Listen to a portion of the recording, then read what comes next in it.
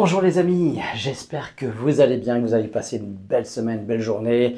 Nous voilà ensemble pour la rencontre qui éveille. Dans ce format-là, eh bien, c'est ce qui a remplacé nos directs. On le fait un petit peu plus, voilà, un peu plus professionnellement. Du coup, sans les problèmes de la technique, voilà. Même si on l'a vu dans mon café hypnose. Il y a quelques semaines, eh ben, même la technique dans le différé, elle peut poser problème. En tout cas, on est là et puis on vous accompagne toujours avec dans le développement personnel, la santé, la découverte de soi pour un monde meilleur, évidemment. Je suis Gilbert Dagon, je suis maître hypnopraticien, master coach et fondateur du centre Aurora. Je travaille aussi je suis au programme thérapeutique d'Open Synapse. Et puis, voilà, j'interviens régulièrement dans la thérapie, pour la performance, avec des sportifs, pour la connaissance de soi à travers des écrits hein, comme celui-là, le tome 1 qui fait près de 400 pages. Euh, on a aussi par la même occasion fait une maison d'édition, donc j'édite le livre d'Alexandre Lombardet, Fabuleux chemin de la vie. Vous le trouvez bientôt sur notre shop, on aura bientôt un shop en ligne, vous pourrez commander ces choses-là. Dernier vraiment ouvrage qui sort à l'instant, donc vraiment vous pouvez vraiment lire ce livre qui est vraiment une vulgarisation, une accessibilité à notre pouvoir intérieur. Donc on est vraiment dans cette thématique, mais là sur l'énergie, sur le flux énergétique dont on peut prendre conscience et puis déjà s'apporter à soi-même et puis à apporter aux autres aussi. Voilà, dans ces rencontres qui inspirent, eh bien, ou qui éveillent, qui inspire, qui éveille, eh bien, je rencontre des gens qui sont pour moi parfois dans des aléas, des rencontres, au détour d'une conversation, d'un échange, d'une présentation, eh bien, des personnes qui m'inspirent et qui pourraient vous apporter quelque chose. Parfois, ils apportent, ils font déjà beaucoup autour d'eux. Parfois, c'est dans le monde entier. Parfois, c'est dans un cadre bien spécifique. Et puis, eh bien, c'est le moment de partager ces choses-là, de faire connaître ces gens-là avec leurs outils, leur mindset, leur énergie pour pouvoir vraiment aller de l'avant. Alors, encore quelques mots pour vous parler eh bien, du centre Aura, d'Open Synapse, qui produisent ces rencontres qui éveillent. Eh bien, parlons d'abord d'Open Synapse. Open Synapse qui édite ce coffret magnifique où on a des encres de bien-être à l'intérieur. Donc ça, c'est pour le programme Mincir, avec une huile essentielle, avec un ancrage kinesthésique, des dragées et puis un pendentif pour mettre l'huile essentielle. On est très fiers de ces objets parce que ça permet de garder une connexion avec la séance d'hypnose. Open Synapse, qui est la plateforme de bien-être où vous pouvez accéder 24 heures sur 24, 7 jours sur 7 à des séances d'hypnose qui sont aussi puissantes qu'une séance faite en cabinet avec un thérapeute en présentiel. Donc c'est vraiment quelque chose, on a mis du cœur à mettre tous les meilleurs outils vraiment dans ce développement et vous pourriez faire 10 000 séances sur cette plateforme, vous ne feriez jamais 2 fois la même séance. C'est vraiment quelque chose voilà, d'extrêmement puissant et puis on a utilisé eh bien, toute la technologie qu'on peut avoir aujourd'hui. Et on est en plein développement, on a encore plein de choses, là actuellement on est en plein développement pour faire vraiment quelque chose d'encore plus révolutionnaire encore que ça l'est et vraiment quelque chose qu'on trouvera nulle part ailleurs. Voilà, alors ça c'est pour Open Synapse. On est toujours avec vous, vous avez un soutien 7 jours sur 7, 24 heures sur 24 avec une assistance aussi qui peut vous être utile avec des conseils, des recommandations. Vous avez un forum aussi, vous pouvez partager. On sait qu'aujourd'hui on est dans une période qui est vraiment pas facile dans le monde, dans la vie des gens, ça bouscule vraiment dur pour beaucoup d'entre nous. Et donc c'est important d'avoir un soutien dans ces moments-là. Et comme on ne peut pas appeler son psy à 23h30 ou le week-end, le samedi ou le dimanche, eh bien, il faut une alternative. Eh bien, il y a cette plateforme-là qui peut vous aider. Je suis aussi à votre disposition hein, pour faire de la thérapie, pour améliorer les choses. Voilà, on se dit des fois, ouais, mais je veux pas faire comme avec le psy, où on va faire 15, 20, 30 séances, une année de travail. Non, on est vraiment, on va très vite à l'hypnose, avec l'hypnose. Et c'est pas un but en soi d'aller vite. C'est que ça va très vite tout seul. Je vois des gens qui connaissent pas l'hypnose et qui se disent, ben, guérir d'un trauma, il faut une dizaine d'années. Non, non, loin de là. Malheureusement, ceux qui n'y croient pas bah, se freinent et puis encore pire, pourraient freiner d'autres personnes qui pourraient avoir envie d'y goûter. Donc voilà, et encore, ce qu'il y a de mieux, c'est d'apprendre à le faire soi-même. Alors régulièrement, et puis là, ça donne l'autonomie complète. Régulièrement, au Centre Aura, on vous accompagne pour vous apprendre ces outils-là, pour que vous soyez autonome, vous n'avez pas besoin de prendre rendez-vous avec moi. Eh ben oui, c'est un peu, voilà, c'est contre le business, mais en même temps, eh bien, on est là pour ça, pour vous apprendre à pêcher plutôt que de donner du poisson. Alors on peut donner du poisson, ceux qui veulent vraiment acheter du poisson et puis bah, se guérir, avoir deux trois séances, parce que c'est en 2-3 séances que ça fonctionne. Ah, je prends les phobies, il n'y a même pas besoin de 2 ou 3 séances, c'est une séance et c'est bon. Et voilà, je sais que beaucoup de gens doutent de ça. Bah, venez tester, vous risquez quoi? Une séance. Donc faites le pas et vous verrez que peut-être qu'on vous a menti ailleurs et pas ici. D'accord? Et ça, vraiment, vraiment, vous vous en ferez l'expérience. Et j'en fais l'expérience toutes les semaines avec quelqu'un qui vient, il me dit ouais, j'y crois pas. Et puis il ressort, ben, déjà il y croit un petit peu plus. Et puis il constate que c'est fait, c'est bon, il a changé, ça s'est transformé. Pour certaines choses, ça prend un peu plus de temps que d'autres. Mais voilà, ça va toujours plus vite que tout le reste en tout cas. Voilà, et encore une fois, le but n'est pas là d'aller vite, c'est que ça se fait vite. Votre cerveau, de toute façon, va vite. Pour créer un problème, votre cerveau, il est dans l'instantané. Donc pour régler le problème, c'est pareil aussi. Donc pensez-y. Et puis, donc voilà, on donne des cours d'auto-hypnose régulièrement dans l'année. Vous pouvez accéder aussi à ces cours en présentiel, mais aussi sur le programme à distance, sur la plateforme de formation en ligne. Donc c'est tout le temps accessible et puis c'est pas moins bien qu'en présentiel puisqu'il y a d'autres avantages. L'avantage c'est que vous pouvez revoir le sujet plusieurs fois, vous pouvez revoir la formation plusieurs fois, ce qu'on ne peut pas faire en présentiel. Ça va dépendre de ce que vous notez, ce que vous retenez. Et là, bah, vous pouvez, 6 mois plus tard, faire un refresh, regarder de nouveau le cours ou quelques parties du cours qui vous auraient échappé. Ça, c'est vraiment génial. Pas besoin de se déplacer, pas besoin de consacrer un week-end entier complet. Et puis, voilà, vous pouvez le faire aussi en famille. Hein. Je ne suis pas derrière vous pour voir que vous êtes tout seul à le faire. Donc, vraiment, il y a des choses intéressantes. Après, il y a des gens qui préfèrent partager, qui préfèrent échanger dans un groupe, et puis poser des questions en direct et tout ça. Les questions, vous pouvez les poser aussi sur le site, euh, sur la plateforme en ligne.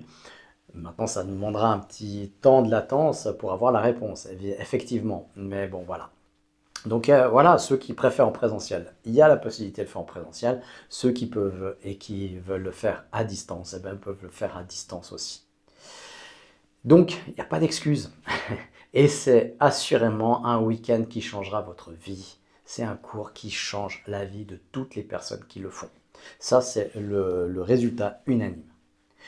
Voilà, bon, ceci étant dit, eh bien, il y a aussi, eh ben voilà, on va parler justement des formations, on a le livre Coaching Mental, et puis ben, suivez-moi jusqu'au bout et j'aurai un cadeau pour vous, un cadeau du Centre Aura à vous faire bénéficier. Aujourd'hui, eh bien, je reçois un invité de marque, en tout cas pour moi, c'est quelqu'un vraiment qui m'inspire, qui est vraiment quelqu'un d'inspirant. Aujourd'hui, j'ai l'immense plaisir de recevoir, d'accueillir quelqu'un que j'admire particulièrement et profondément. Non seulement pour ce qu'il fait, mais surtout pour ce qu'il incarne. Hugues Steiner est un homme de cœur, de valeur et de vision. Il avance avec cette force tranquille propre à ceux qui savent pourquoi ils sont là. Toujours tourné vers l'autre, il inspire par sa posture, son mindset de la réussite et son énergie profondément positive. Durant cette heure ensemble, on va plonger dans son parcours, découvrir ce qui l'a construit, ce qui l'a bouleversé, ce qui l'élève. Et peut-être, si on a la chance, eh bien, il nous partagera ce qui, selon lui, fait toute la différence quand on veut vivre une vie d'excellence. Eh bien, je suis très heureux. Pour moi, Hugh Steiner, c'est vraiment l'esprit positif, c'est la force, c'est la puissance, c'est vraiment l'aide à l'autre, c'est vraiment euh, ce soutien, c'est le bras tendu vers l'autre. Et puis c'est à l'autre de le prendre ou pas. Et il est là, stable, solide. Je suis très heureux de recevoir Hugh Steiner. On va voir si mon pouvoir magique fonctionne encore. Attention, 1, 2, 3. Et voilà! Hugh Steiner, bienvenue avec nous. Ça a marché, j'ai toujours ce pouvoir dans mes mains. Quel talent, Gilbert! Tu vois ça? Quel talent! Salut Gilbert! Bonjour Hugues. Comment vas-tu? Super bien. Ça, c'est Ouais. temps. Ouais. Ça remue un peu hein, aujourd'hui dans ces temps, dans ces moments de vie. Hein. Tout s'accélère. C'est fou. Hein. Tout Il y a un truc comme s'accélère. ça. J'adore beaucoup de croyances. Ouais. On dit que plus les temps avancent, plus la sensation de vitesse, les années deviennent les jours deviennent les semaines deviennent des jours, les mois deviennent des semaines, etc. C'est cette accélération. J'ai le sentiment qu'on vit ça. Ouais. J'ai l'impression quand j'étais plus jeune que le temps allait passer très très lentement et je me demandais si c'est pas une question d'âge. Est-ce que quand on est jeune, on perçoit le temps qui passe lentement et quand on prend un peu d'âge, il passe plus vite? Qu'est-ce que tu en penses toi? Ouais, on est entre nous, hein, donc il y a un secret, c'est que le temps n'existe pas. Ah ouais. Et en plus, c'est scientifiquement démontré. Eh oui. Physique quantique, donc l'analyse de tout ce qui est infiniment petit, le temps n'existe pas, tu le sais. Et oui. Et les Grecs, je crois qu'ils avaient 3 temps. C'est ça qui est intéressant. Il y avait il y a le chronos, hein, le temps linéaire. Ils ont le aion, le temps cyclique, les saisons, les choses qui reviennent, et le kairos. Le kairos, c'est le moment décisif. Enfin, voilà, il y a plusieurs définitions, et je trouve d'avoir plusieurs types de temps. Les Grecs qui ont certainement repris ça d'autres traditions. Aussi, on se rend compte avec l'hypnose que justement, quand on est dans un état hypnotique, on a une distorsion de temps. Donc le temps n'existe pas. La plupart des séances, les gens, quand ils ressortent d'hypnose, ne savent pas s'ils ont fait 10 minutes ou ça a duré une demi-heure. Ouais. Ils n'ont aucune notion du temps. Et c'est là où on comprend vraiment cette abstraction en fait, du temps. Bon, en tout cas, génial, ça promet un super échange déjà, hein, parce qu'on n'a pas commencé. C'est déjà bien parti, ouais, effectivement. Merci beaucoup d'avoir répondu à l'invitation. Voilà, comme je l'ai dit en préambule, tu fais partie des personnalités que j'admire particulièrement parce qu'elles ont un mindset, une énergie et qu'elles transmettent. Elles sont aussi pas tournées sur elles-mêmes, mais vers les autres. Et j'aimerais découvrir un petit peu le secret de ces personnes-là. Pas pour moi, aussi pour moi, on va dire, mais aussi pour aider les gens qui en auraient besoin et qui pourraient bénéficier de ces secrets-là. Si c'est pas si secret que ça, finalement. Alors, Hugues, comment toi tu te présentes quand tu rencontres des gens comme ça? Je crois que tu as l'habitude de te présenter hein, dans ton activité. Tout à fait. Alors, en fait, comment je me présente, ça dépend. Ouais. Ça dépend où je me trouve. D'accord. Est-ce que je suis sur la plage voilà, dans la vie privée en vacances? Est-ce que je suis dans un cadre professionnel? Ouais. Si je suis dans un cadre professionnel, quel est le type de cadre professionnel? Ouais. Alors moi, j'aime bien prendre plusieurs paramètres. Alors déjà, il y a l'intuition, hein, les triples cœurs qui vont me faire ressentir, et aussi l'analyse. Est-ce que je suis plutôt dans un domaine où il va falloir être dans l'expertise, dans la compétence, ou dans un domaine où on va plutôt être dans l'émotionnel, dans la chaleur humaine? Okay. J'aime bien observer ces deux indices pour me dire plutôt chaleureux. Je veux dire, le congrès, avec respect pour cette profession, le congrès de la comptabilité, je ferais pas la même chose que si j'ai un congrès, je sais pas, dans l'animation, dans la prise de parole en public, c'est pas la même chose. Donc ça parle déjà d'un mindset spécifique, Oui. hein, c'est l'adaptabilité, tu t'adaptes au milieu où tu es, donc là c'est quelque chose de très fort déjà, rien dès le Tout départ. en restant soi-même. Oui, bien sûr. C'est important, c'est comme quand tu vas en vacances. Ouais. Tu vas en Italie, tu parles quelques mots d'italien si tu as envie, eh bien tu restes qui tu es et tu t'adaptes, et ça génère de la sympathie. Évidemment, l'être humain aime bien ce qui lui ressemble. Là. Donc si on est plus dans le dialogue, dans la bonne manière de transmettre, il y a de fortes chances que le message soit bien passé. Et ici, d'après toi, alors on est dans quel environnement? Là, je suis partagé. C'est quand même très chaleureux. Tu as une personnalité aussi rayonnante. Je suis très touché par l'invitation. Et ce fait que tu dis, bah, tiens, on fait ce podcast, ça me touche. Donc, je serais plutôt d'être dans quelque chose de beaucoup plus chaleureux, de dire simplement, je suis Hugues Steiner, et puis moi, mon but, c'est de faire en sorte que les gens réalisent leur potentiel. Au travers de mon activité professionnelle, qui est du réseautage professionnel, le BNI, en Suisse, et c'est grâce à ça que c'est mon outil pour aider les membres du BNI à réaliser leur potentiel. C'est ça que je pourrais dire au moment où on parle. D'accord, ok. Excellent. Et Hugues Steiner, il a toujours été comme ça? Non, bien sûr que non. J'espère pas. Quel est ton parcours? Comme ça serait triste de ne pas évoluer. Ouais. Hein, ce serait dommage, pas triste, ça peut être. Alors, moi, je voulais être... j'ai passé mon gymnase, lycée maintenant, à Chaux-de-Fonds. Chaux-de-Fonds. Chaux-de-Fonds, je suis chaux-de-fonnier d'origine. Okay. C'est que mon père mince, si tu avais dit ça plus tôt. Voilà, bon, ça s'arrête. On va arrêter là, désolé. Non, au contraire. Et je voulais soit faire des études de lettres, histoire-géographie, je voulais être professeur d'histoire. Okay. J'avais l'option d'étudier la théologie. J'ai toujours été passionné par les écrits sacrés. Okay. Et là, moi, je me suis orienté vers les lettres, l'histoire et sciences politiques. D'être professeur d'histoire, j'ai toujours été passionné par l'histoire. Ouais. Elle t'enseigne les conséquences, l'histoire. Elle t'enseigne. Et même si on bâtit notre futur, avoir l'étude à l'esprit, examiner le passé, ça nourrit, ça, comme l'observation des mythes ou justement des écrits, ça peut te permettre de révéler quelque chose en toi-même. Oui. Et donc, il fallait un boulot. Je suis d'un milieu très modeste. Il fallait un boulot et je me suis mis à travailler dans la sécurité. Pour un job comme ça. Je suis resté dans l'entreprise 22 ans. Wow. Avec des postes successifs.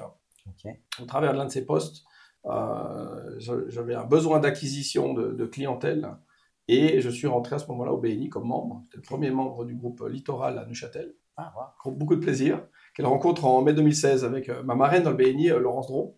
Okay. Et moi, je ne suis pas un fan de la vente. Je suis très mal à l'aise de vendre quelque chose. Okay. C'est l'éducation, mes croyances. Et du coup, là, le BNI, c'est t'ouvres la porte à quelqu'un. Et toi, tu vas ouvrir la porte dans ton réseau et les autres vont t'ouvrir les portes qu'ils connaissent. Et je trouvais ça super simple, beaucoup plus facile.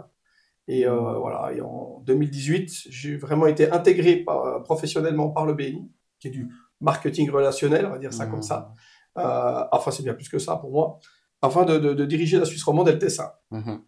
Et depuis une année, j'ai le plaisir, l'honneur d'être en charge de l'entièreté de la Suisse en tant que country manager. Okay, wow. Je me familiarise avec le suisse allemand, qui est beaucoup plus joli quand on s'y intéresse.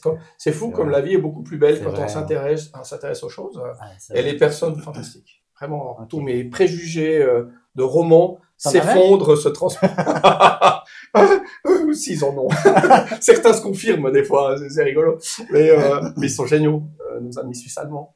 Et on fait des rencontres, et la Suisse, ça reste un village. Ouais, c'est vrai. Et on a une vraie culture, enfin, je veux dire, même si on n'a pas la même langue, on est les Suisses, et ça, c'est formidable. Je reviens sur une chose que je trouve hyper intéressante, parmi toutes les choses intéressantes que tu as dit déjà, c'est justement ce phénomène de rejet quand on connaît pas la langue. Et puis, tout à coup, dès qu'on a un intérêt où il y a le côté émotionnel qui s'y rajoute, eh ben, tout à coup, la perception change. Oui. Et ce côté de perception qui peuvent changer, c'est énorme. Moi, j'ai changé ma perception sur le suisse allemand quand j'ai une copine suisse allemande. Okay. Et que je me déplaçais à Winterthur et puis que j'étais dans la langue, j'étais dans un environnement rural avec vraiment cette langue qui était là. Et au début, je détestais le suisse allemand. Et après, c'était devenu hyper beau, quoi. Tu vois. Donc, c'est musical. Exactement. Si tu compares avec l'allemand et la grammaire est plus facile, c'est la 5e langue de la Suisse et la plus parlée en termes de population. Quand c'est évidemment un membre allemand qui m'explique tout ça, je dis bah oui, évidemment. Et c'est très bon. Et le BNI, alors donc du coup tu as switché de la sécurité pour aller dans le BNI parce que tu avais mis un pied dedans. Qu'est-ce qui t'a fait basculer à vouloir vraiment devenir professionnel dans cette entreprise BNI et de quitter ton emploi d'avant? Il y a un gros highlight de ma vie, c'est ce qui a été vraiment déterminant. J'ai un de mes amis qui a été accidenté le 21 juillet 2017, un ami de la Table Ronde. La Table Ronde, c'est un groupe caritatif pour aider l'enfance régionale. Donc, on a dans le monde entier, dans pas mal de pays. Et sa vocation caritative, c'est pas comme le BNI qui a vocation à développer ton business. Et un ami, Cédric, il est indépendant depuis 3 semaines. il va avoir sa femme va accoucher au mois de septembre, et le 21 juillet, il a un grave accident, il est brûlé à 90%. 90%, il est pris au cheveu, on ne sait pas s'il va survivre. Alors, il a survécu, mais ça, c'est un costaud, Cédric. Ça me touche toujours quand j'en parle. Et là, je me suis dit, il y a quelque chose dans ma vie, j'avais 40 ans, il y a quelque chose dans ma vie qui me satisfait. J'étais dans une certaine forme de zone de confort, vraiment. Mais je me sentais plus nourri, vraiment, dans mon existence. Et là, je me suis dit, je vais reprendre les choses en main. Alors, des trucs aussi concrets que faire mon testament. S'il m'arrivait quelque chose aujourd'hui, qu'est-ce qui se passerait? Parce que tu as 40 ans, ta vie, enfin, tout est parfait. Qu'est-ce qui peut bien m'arriver? Et j'avais oublié un peu ce que les stoïciens développent d'observer. Bah, si tu n'étais pas là, ça se passerait comment? C'est un état, voilà. Et je me suis dit, OK, il s'agit de faire autre chose dans la vie maintenant, de challenger. Donc, c'est vrai que devenir professionnel du BNI je parlais très très mal l'allemand. Donc, mes collègues faisaient l'effort de parler en bon allemand pour les comités de direction. J'avais un anglais déplorable, vraiment déplorable. Il est beaucoup mieux. Mais je ne parlais pas italien en prenant le Tessin. Donc, ça a été très challengeant en faisant une activité que finalement, où j'étais client, je suis devenu je suis passé de l'autre côté. C'est pas une formation académique. Je ne peux pas dire j'ai un diplôme. Ça s'apprend vraiment par l'expérience, qui est pour moi le vrai apprentissage, même si les formations sont très précieuses. L'expérience est le meilleur enseignant. Et ça a été une fantastique aventure depuis. Et pourquoi là et pas ailleurs, tu vois, dans ce switch, dans ce qui s'est présenté, il y avait plusieurs opportunités finalement. Et ma marraine, celle qui m'a fait découvrir le BNI, Laurence, m'appelle un mois d'août 2018, il y a un dimanche soir. 21h, promener les chiens. Elle dit, je peux t'appeler, je la rappelle, voilà. Et elle me dit, écoute, je pars pour le BNI allemand. Est-ce que tu es d'accord de prendre la suite de mon poste? Et là, je suis... Allemand en plus, du coup. Elle part chez les... Ouais, elle partait, elle chez les Allemands, chez son amoureux qui était franchisé de région allemande, de Länder. Et là, toi, tu devais reprendre son job de la Romandie et du Tessin. Là, le lendemain, j'ai eu une discussion avec Dania Hermschweiler, qui est la propriétaire, la directrice nationale du BNI Suisse et Liechtenstein. Et ce que j'ai adoré, j'avais croisé Dania, elle parle correctement le français, donc on s'en est sorti dans notre discussion. 1h30. Et ce qui m'a beaucoup plu, c'est qu'on a parlé vision, management, on a parlé autonomie, on a parlé croissance correcte, raisonnable. C'était vraiment, à aucun moment, on a discuté les conditions du contrat. Et on conclut la discussion. Elle conclut la discussion en disant, je t'envoie un projet, si ça te convient. Voilà.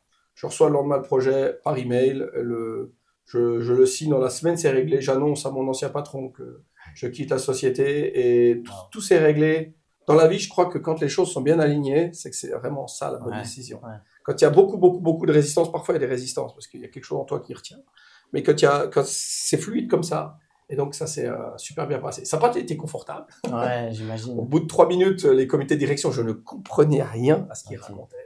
Et je n'allais pas faire répéter chaque voyage, je vous demandais la traduction.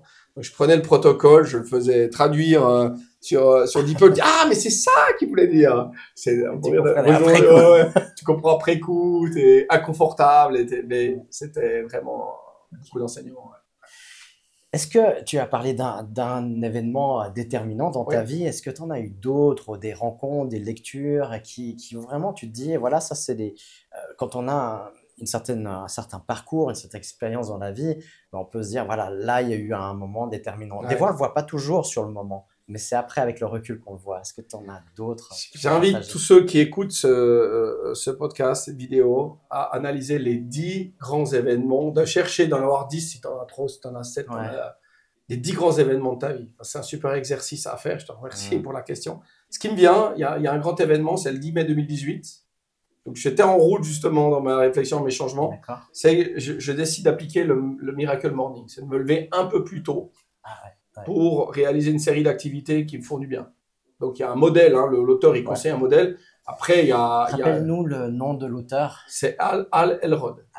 Donc, lui, si je me souviens bien, il a eu un grave accident quand il avait 20 ans ou 21 ans. Il ne pouvait plus marcher. Et il court un marathon quelques temps plus tard, par une pratique répétée de choses qui font du bien. Et sauf erreur, il a pris cette technique aussi en observant des directeurs d'entreprise, des fondateurs, des entrepreneurs à succès. C'est exactement ça, Et donc, du coup, ça, c'est un moment où tu as rencontré l'auteur, tu as rencontré le livre. J'ai reçu le livre. D'ailleurs, c'est ma marraine du Béni qui m'en avait parlé. Ouais, qui m'en avait parlé. Laurent, ça a été beaucoup déterminant. Fou, hein, ça, c'était un événement très fort où finalement, là, oui, cette pratique, au bout de quelques mois, au bout de 6 mois, tu as tout qui change. Justement, changer de job après 22 ans. J'ai changé une relation privée, enfin, plein de choses qui apparaissent dans ta vie et qui disparaissent parce que faut bien accepter dans notre société de vider, hein, qu'en fait, si tu veux quelque chose de plus, il faut que tu laisses partir quelque chose. Et si tu veux quelque chose de plus alors que tu veux tout garder, bah, tu auras un problème. C'est ça le truc. Ça, c'était un événement qui me vient. Il y a un autre comme ça, c'est la rencontre avec Stéphane Cardino en 2009. Géobiologue. Exactement. Alors maintenant, il s'en occupe plus. C'est un chercheur. Voilà, tu le mettrais là. Alors là, tu peux faire un super podcast aussi s'il accepte de venir. Il travaille maintenant avec surtout les fréquences et les sons appliqués sur la biologie. Donc alors les fréquences, très infimes. On a même développé un appareil. Tu poses, c'est assez impressionnant. Tu poses une main, tu poses une autre sur les circuits imprimés, puis ça te sort des informations. Une grande précision. C'est pas de l'effet Barnum ou l'horoscope. Non, tu lis les trucs, tu peux pleurer, tu dis tellement ça te touche, ça vient réveiller des choses. Et sa passion, c'est la recherche, Stéphane. C'est vraiment un passionné de recherche. Sa rencontre où il fait un bilan énergétique. J'étais très fermé sur toutes ces choses-là. Autant j'étais intéressé aux écrits sacrés, autant moi limite, c'est l'œuvre du diable. J'ai deux doigts du truc comme ça. Je vais pas te mettre sur la place du village, mais quand même, j'étais très voilà. Et je vois ce mec, il était architecte d'ailleurs, il habitait encore à Saint-Sulpice en ce temps-là. Il sort son double mètre, pas très sympathique de prime abord. Il a pas les codes sociaux. Je pense, je lui ai dit, des traits autistiques avec beaucoup de sympathie, des traits touchants quand on le connaît. Il mesure machin, il te dessine sur une feuille, il dit 16 ans, vous avez eu un gros problème au cœur, enfin, il sort comme ça, puis j'avais 32, donc à 40, vous aurez un gros problème de cœur, mais vous mourrez pas, vous aurez une séparation, puis t'annonces ça. Je dis, je suis quoi avec ça? Je suis quoi avec ça? Et en fait, c'était parfait qu'il m'annonce comme ça. Parce qu'il disait que ce problème était lié à une blessure en lien avec mon père. Et je suis allé parler avec mon père directement. Et derrière ça m'a libéré. Et ça m'a libéré vraiment de notion de respect, de reconnaissance du père qui était une blessure. Et finalement, ça m'a beaucoup libéré. Et je me suis dit, mais ce qu'il fait, c'est vachement bien. Mais ça a foutu en l'air son travail, du coup. T'as pas eu de problème de cœur à 40 ans. Son but n'était pas que parce que son but, c'est que les gens aillent bien. Je plaisante. Parce que lui, il faut qu'il refasse. Si lui, il le voit, puis il dit, putain, qu'est-ce que tu racontes aux gens? Mais si tu changes quelque chose, et c'est pas si con que ça, c'est que il te dit quelque chose qui va arriver dans l'avenir. Du coup, toi, tu changes quelque chose, donc ton avenir a changé. Oui. Donc, du coup, sa prédiction, il faut la revoir. Peut-être qu'elle est fausse, peut-être que tu as travaillé suffisamment pour la rendre fausse et corriger ce qui pourrait arriver. C'est passionnant ce que tu dis, parce qu'en fait, lui, c'est comme si, je crois qu'il m'avait donné l'exemple, c'est comme quand tu coupes un arbre et tu vois tous les stries, puis qu'en fait, tu peux... Parce qu'en fait, lui, il prédit rien du tout. Il voit vers quel chemin tu te diriges. Mais à partir de maintenant. À partir de maintenant. Quelle direction tu as par rapport à ce que tu portes. Et il te dirige par rapport à ça. Et ça m'amène, on reste sur le temps. Tu m'amènes à cet excellent livre, Se souvenir du futur, qui est un livre scientifique. Donc, c'est des gens du CNRS, si je ne dis pas de bêtises, c'est Le Terrier, Romuald Le Terrier, et puis Philippe Guillemont, peut-être. Oui, je crois, qui ont travaillé sur Ce souvenir du futur, où en fait, ils travaillent autant avec des chamans et des marabouts qu'avec la recherche, la physique quantique, pour qu'est-ce que c'est le futur, et qu'on aurait on a un certain limite, un certain cadre de futur, mais qu'on peut naviguer dans ce futur-là. Moi, je suis assez, et qu'on peut rendre un futur plus concret qu'un autre par rapport à notre intention, par rapport à toi qui est dans le domaine de l'hypnothérapie, de la force mentale, etc. Tu le sais. Et ça, quand tu diriges bien ton intention, tu diriges bien tes émotions, tant que possible, eh bien, ça, tu concrétises plutôt un futur qu'un autre. Donc, effectivement, grâce à cet électrochoc qu'il m'a donné, ça m'a permis d'évoluer, de suivre des cours après avec lui. Donc, lui, il t'apprend à penduler avec ton corps, à sentir si quelque chose est structurant ou déstructurant pour toi, tout simplement. Parce que rien n'est bien et mal. Les choses, il y a de la formation et de l'énergie, en fait. C'est en fonction de toi où tu en es aussi. Et du coup, ces formations, tu rencontres plein de gens complètement perchés, la tribu, avec sympathie, je dis ça avec amour et sympathie. C'était drôle d'ailleurs à un cours, à l'époque, il allait au château à Crissier, là, je sais pas comment ça s'appelle. Il y a l'école Rudolf Steiner. Ah oui, c'est Bois-Genoux. Bois-Genoux. Puis je rentre dans ça je me souviendrai toujours, c'était un cours de géobiologie, de bioénergie. Et là, il y avait toutes les personnes qui étaient dans la salle. Il y en a un qui dit, oh, tu t'es trompé, tu dois être là-bas, tu vois, habillé avec mon polo de rugby, Neuchâtel rugby, machin. Genre rien à voir, c'est 100 kilos, 1m81, 5 kilos qui débarquent dans un cours où c'était plutôt tu t'allumes quelque chose, ou t'as des dreads, ou t'es plutôt sensible, t'as plutôt une connexion avec tes émotions comme une femme, plutôt, tu vois. Et là, je débarque, non, salut Stéphane, machin, et c'était qu'est-ce qu'il fout là, celui-là? C'est que ça remonte, 2010-2011. Commencer de suivre les cours avec lui, et ça a été déterminant. T'as fait le cours géobiologue? Oui. Alors là, j'ai fait complet avec son héritier dans le domaine, c'est Laurent Gachou, qui est à Donnelois. D'accord, je connais pas. Laurent est très bon aussi. Alors, j'ai fait en 2019 et 2020, c'est sur une année. Donc la géobiologie, pour bien expliquer, c'est la relation entre l'humain et l'environnement, pour faire simple. Il y a des lieux où tu te sens bien, puis il y a des lieux où tu te sens pas bien. D'ailleurs, Stéphane Cardino, il a écrit des livres, il a écrit des gros livres sur la géobiologie, avec des lieux sacrés, en mettant en évidence les connexions et les points biologiques sur les points d'énergie, quoi, en fait. Alors, des fois, il n'est pas très content, parce qu'il y a beaucoup de gens qui vont sur place et qui font des trucs un peu bizarres, mais il dit, mais quand tu diffuses la connaissance, il est très terre à terre, hein, c'est le cas. Oui, alors lui, il a un côté voilà, mais il a un côté qui va chercher dans les énergies et tout ça, mais il a un côté qui est vraiment très terrien, très terre à terre. C'est le plus scientifique des PRC que tu puisses trouver. Voilà, je peux dire ça comme ça. Et son travail, il est vraiment admirable. Alors, il est polarisant, t'aimes ou t'aimes pas. Mais lui, il est authentique et il veut pas le mal des gens. Donc, si t'aimes pas, il s'en fout, lui. Lui, il fait ce qu'il fait et j'adore. Et sa compagne, Catherine Martin, est sensationnelle aussi. Catherine, elle est beaucoup appris. Je suis les cours avec elle sur plusieurs domaines. Très douée, quelqu'un aussi très concret. Moi, j'adore. Parce que le truc, c'est pas d'être là-haut, machin. C'est vraiment une relation matière-esprit, je veux dire, une alchimie. Le sens de l'alchimie, et tu peux apprendre avec, puis tu rencontres des participants au cours vraiment passionnants aussi dans ces domaines-là. Et là, ça Tu as exercé? J'ai fait un peu de géobiologie pour m'amuser, nettoyer des lieux. Pour toi? Alors, j'utilise beaucoup pour moi. Puis autour de ton cercle, quoi. Oui. Puis alors déjà, tu ne peux pas changer. Tu ne travailles pas sur un lieu si tu n'as pas l'autorisation, avant que tu sois propriétaire, locataire. Mais jamais vraiment propriétaire de quelque chose, quoi. On en a juste le gardien pour un moment. Ça, on a peut-être un petit peu oublié ce genre de choses. Mais tu peux agir à partir de ce moment-là. Et on a nettoyé des lieux. On avec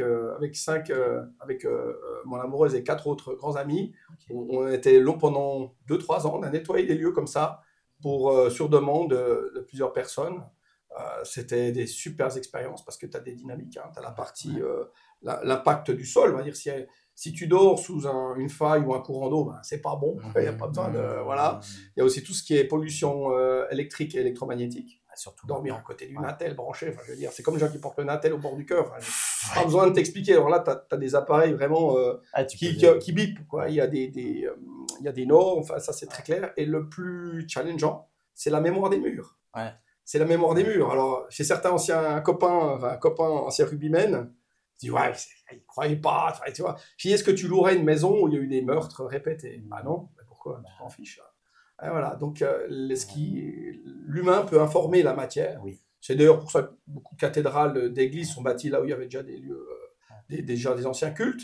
Les casernes sont bâties là où il y avait des camps romains, souvent. Enfin, là où on affecte un lieu. Il y a déjà une énergie et puis on se sert aussi de cette énergie. Il y a déjà quelque chose. Si tu vas visiter des cathédrales qui sont bâties avant 1350, je veux dire, tu vas trouver ça. Ça, c'est quelque chose c'est un aspect que j'aborde dans le tome 2 de mon livre sur justement comment tous les niveaux logiques de notre vie sont affectés par les émotions et comment les niveaux logiques affectent nos émotions. Un lieu, on rentre dans un lieu avec une émotion, eh bien le lieu va ressentir cette émotion. Et comme une émotion est contagieuse, les personnes vont être affectées par cette émotion. Et puis, si nous, on rentre dans un lieu où il y a eu une charge émotionnelle, eh bien on va ressentir ça. Et c'est hyper important d'identifier que ce n'est pas notre émotion, mais que c'est le lieu qui nous a affectés ou une personne dans ce lieu. Et ça, c'est ça qu'on n'apprend jamais. D'un coup, on rentre dans un lieu, puis on se sent triste, puis on se dit « Ah, mais il faut aller chercher une raison à cette tristesse. » Alors, dans la vie, j'avais fait ça à une patiente une fois. Elle me disait, pour changer un peu le mindset, je dis « Mais vous conditionnez à tel point qu'on peut même se conditionner sur des douleurs. Mais vous avez mal là, quelque part. Elle dit non, je n'ai rien mal. Vous êtes vraiment sûr? Non, vraiment? Vous êtes vraiment sûr? Réfléchissez un petit peu. Puis elle dit, ah oui, j'ai une petite douleur, ouais, une petite sensation au genou. Ça a combien sur 10? Ah, 0,5. Elle est comment cette sensation? Et puis on n'arrête pas de parler de cette sensation pendant 15 minutes. À la fin, elle a mal à 9 sur 10. D'accord? Alors qu'au départ, elle n'avait rien du tout. Donc, c'est hyper important de comprendre qu'on peut recevoir les émotions des autres et puis qu'on peut charger aussi un environnement d'une émotion et que c'est important de pouvoir prendre conscience, est-ce que c'est la mienne ou est-ce que c'est pas la mienne? Tu voulais des conseils, tu voulais des petits secrets, je vais t'en partager. Oui, volontiers. Thermomètre. Mais on le dit à personne. Ouais, on le dit à personne. Thermomètre et thermostat. Ouais. Moi, j'utilise 2 outils dans la vie ou baigner, etc. Si je prends, je prends la température où je me trouve. Et après, alors tu peux pas, enfin tu peux, mais des fois changer beaucoup la température. Puis à quel point je vais changer la température? Le thermomètre, thermostat. Prends la température et d'accueillir. Alors ça se bosse, hein. Accueillir intuitivement. Tu sais pas pourquoi. Tu vas peut-être retrouver des gens que tu connais très très bien, qui d'ordinaire sont super joyeux. Là, tu sens que l'ambiance est lourde, glaciale. Peut-être même tu sens du conflit, tu sens des tensions. Tu dis oh, le corps physique pour moi c'est une boussole. Et selon où tu as des ressentis, après ça s'entraîne, c'est quand même personnel. Il y a des grandes lignes là. Où tu as du ressenti, c'est normalement un point de la carte. Ah, normalement, ça c'est conflit, normalement c'est tristesse, ou là c'est joie, ça fait chaud au cœur, ça change ma posture, etc. Et je prends la température. Et après, tu peux scanner, des gens qui ressentent, tu vois, ah tiens, oh oui, ça vient. Tu te diriges, tu vas chercher, c'est rigolo, c'est comme un sourcier, tu vas chercher ça, et puis tu peux après affecter par ce que toi tu vas apporter, tu mets le thermostat. Si tu as envie, parce que c'est pas une obligation. Après, je trouve que ça coûte rien, entre guillemets. Et puis c'est super, t'apportes. Je vois que tu es hyper affûté sur ces notions-là. Tu fais référence aussi à quelques lectures, donc tu es un grand lecteur, j'imagine. J'adore la lecture. Tu lis à quelle fréquence? Moi, mon but, j'appelle ça le Spartan. Les 300 pages. Mon but, c'est 300 pages par semaine. Okay. Après 300 pages, si tu te lis les mémoires de Marc Aurèle, si je lis en anglais, je lis plus lentement. Si tu lis les bouquins, le psycho-cybernétique, je l'ai lu il n'y a pas très longtemps, c'est le résumé, hein, c'est pas la version vraiment originale. En français, ça se lit en 2-3 jours. Parce qu'en cours de la lecture rapide, je pense que tu fais avec tes compétences. En lecture rapide, il y a des livres qui sont faciles à lire en lecture rapide, d'autres qui sont plus difficiles. Mais le goal, c'est vraiment 300 pages par semaine, ce qui met, l'idéal, ma journée idéale, c'est qu'il y a en tout cas 1 heure de lecture. Ça, c'est top si j'arrive à tous les jours. Tous les jours, autant que possible. Des fois, j'y arrive pas. Mais mon but, c'est au moins de faire 1 heure de lecture et des lectures qui me parlent. Tu parlais du Miracle Morning. Tu pratiques, donc c'est quelque chose que tu as mis en place depuis ce moment-là où tu l'as lu. Ça consiste dans les grandes lignes à se lever très tôt le matin, à faire des activités ressourçantes juste avant de passer dans son activité. Voilà. Okay. Moi, mon but, c'est d'avoir 4 heures de vacances par jour. Alors, j'adore ce que je fais, donc je suis comme en vacances au job. Hein. 4 heures par jour. 4 heures de vacances, ça, c'est Laure Friend, qui est géobiologue aussi, d'ailleurs, entre autres. Laure, elle est extraordinaire. Si tu la rencontres, tu pourras l'inviter là, et alors tu peux accrocher tes caméras. C'est Mary Poppins. Ah, ben volontiers. Alors, elle, en termes de rayonnance, d'apporter de la joie, voilà, tu verras. Tu nous mettras en contact. Je vous mettrai en contact, vous allez vous kiffez les deux, c'est sûr. Donc, je veux dire, tu n'es pas obligé de te lever très tôt le matin. L'idée, c'est de te lever plus tôt pour avoir du temps pour toi. Et là où j'adore parler, c'est avec mes bonnes copines qui sont mamans, pour la plupart, puis qui n'ont pas de temps pour elles. Parce qu'on est encore dans une société où une grande partie de l'éducation, du temps est consacrée. Pas d'enfant, rien à dire. C'est la maman qui s'en occupe. Et du coup, je trouve dommage qu'elle n'ait pas de temps pour elle. Non pas seulement pour elle, mais pour tout le monde. Si tu n'as pas du temps pour toi, comment tu veux avoir des bons moments avec les autres? C'est difficile de donner ce que tu ne te crées pas toi-même. C'est difficile. Donc du coup, tu te lèves un peu plus tôt. Lui, il parle d'1 heure, il te donne des modèles, tu peux le faire comprimer. Il a mis un acronyme, SAVERS, pour t'en souvenir en anglais. Grosso modo, un moment de silence ou de méditation, un moment d'affirmation. Il parle d'affirmation, toi aussi, je pense que et ça, c'est extrêmement puissant de bien choisir ses mots, de les répéter, mettre le focus, comme tu as bien expliqué, tu mets le focus sur quelque chose, tu orientes ta vie. Vraiment, là où va ton attention, va ton énergie. Exactement. N'est-ce pas, Joe Dispenza. Tu vas faire de la visualisation. Tu vas visualiser ta journée. Alors que nous savons tous que nos pensées ont une influence sur notre vie. Tu poses la question, qui à préparer avec ses pensées, si je peux dire ça comme ça, sa journée. Ouais. Et là, il y a très très peu de monde qui le fait. Ouais. C'est dommage. Tu te prives de ton pouvoir de créateur avec ça. Ouais. Ensuite, il y a l'exercice physique. C'est bon, en tout cas, d'être essoufflé une fois par jour. C'est facile de s'essouffler. C'est très facile de s'essouffler. Ah, tu parles, l'idée, c'est d'être essoufflé une fois par jour. En tout cas, ça, c'est le minimum. Ouais. Alors, moi, j'adore le sport par plaisir. Ouais. Alors, soulever des poids, me dépenser physiquement. J'ai besoin d'une activité physique. Mais de t'essouffler, si tu as peu de temps, fais des burpees pendant 4 minutes, je te garantis que tu es essoufflé. Hein. Ouais, c'est vrai. tu te chauffes et voilà. J'aime beaucoup cette notion parce que c'est pas il faut brûler tant de calories, c'est pas il faut faire 1 heure de sport. J'aime beaucoup ça parce que ça parle au fait et puis ça simplifie et notre cerveau a besoin de simplification pour gagner de l'énergie et pour justement pour se mettre en action aussi. Si on se dit ouais je vais aller faire 1 heure de sport, il va mettre toutes les contraintes possibles et imaginables pour te faire rester sur ton canapé. Donc tu dis ok je dois être essoufflé au moins 1 fois par jour, bah tu vas faire quelque chose. Et puis ce quelque chose il va sûrement dépasser tes attentes et tes prévisions quoi. En fait. C'est exactement ça. Et en 3-4 minutes, tu peux être bien essoufflé sans te mettre en péril. Une pratique physique, pour moi, elle est plutôt spirituelle, mais c'est le yoga. Ok. Tu fais du yoga? Le yoga, oui. Alors, depuis le Miracle Morning, justement, plus ou moins 2019, je fais du yoga. Donc, après 20 ans de rugby, à peu près 300 matchs et tout ce qui va avec, je pensais que si je me réveillais sans avoir mal quelque part, c'est que j'étais mort. Et en fait, et après, je pense 2-3 mois de yoga, j'en fais 10 minutes, j'en fais pas par jour, mais ça fait un bien et j'ai mal nulle part. Okay. Et si j'ai mal, c'est parce que j'ai fait un peu l'idiot sur certaines choses. J'aurais trop forcé ou je me suis fait mal sur un choc, mais j'ai plus mal nulle part. Donc le yoga, pour moi, ou une gymnastique douce, c'est plus que la gym, on est d'accord, devrait l'enseigner à l'école. Si tu es mobile, si tu es souple, si tu respires bien, tu prends bien tes postures en respiration. La respiration, c'est le bien-être le plus ignoré, je trouve, dans notre société. C'est notre première nourriture, et puis c'est le premier lien avec son inconscient, la respiration. Dès qu'on a une émotion, qui est un langage de l'inconscient, eh bien, notre respiration est affectée. Et pour gérer les émotions, eh bien, il faut c'est un moyen de gérer les émotions, c'est de prendre le contrôle de la respiration, ça va affecter nos émotions.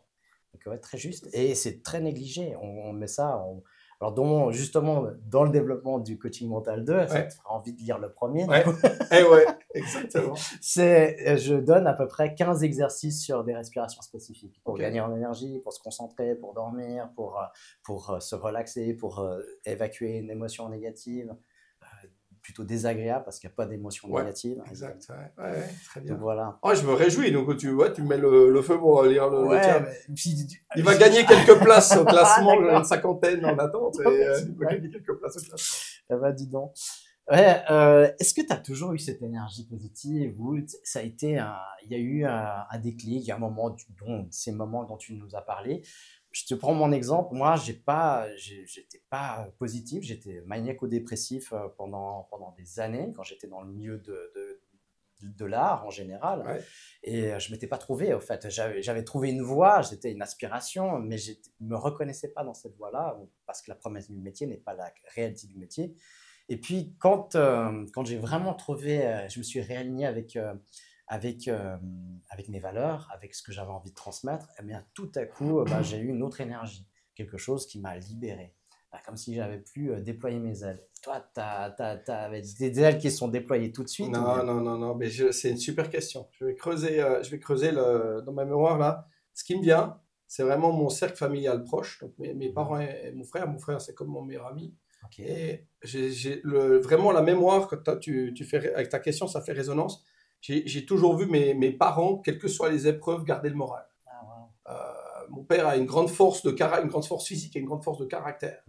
Et ma mère, sur certaines choses, ça passe comme ça. Mon frère aussi a gardé ce moral. Il est solide dans plein d'aspects. On reste sensible, mais ça ne nous prive pas d'être fort et solide parce qu'il y a tellement d'épreuves. Tu connais la prière, j'ai demandé aux dieux d'avoir de la force et ils m'ont donné des épreuves pour que je devienne fort. Tu ne deviens pas fort en restant dans ta zone de confort. Et donc, c'est ça qui me vient, je pense, c'est vers la fin de l'adolescence, vers les 16 ans, où vraiment j'ai pris conscience que tu y vas, tu lâches pas, tu y vas. Et du coup, après, tu l'entraînes, tu découvres des clés, il y a des moyens. Tu as commencé tôt, 16 ans, tu parles. D'avoir l'esprit plutôt positif, oui. Je pense qu'à 16 ans, c'est là que ça vient. Alors, mais j'avais encore, c'était pas du tout affiné, mais je pense que c'est ça qui vient de prendre conscience, c'est de la fin de la construction d'identité dans une phase importante. Dire, je suis entouré de modèles qui lâchent pas, quoi. Même s'ils ont aussi leurs difficultés, ils ont leurs moments, ils lâchent pas. Et c'est souvent, moi j'aime bien penser à quelqu'un comme un archétype pour me donner la force. Typiquement, le bricolage, c'est pas ma tasse de thé de base. Donc j'ai mis l'intention de me développer en bricolage. Mon père était un super bricoleur, il savait tout faire.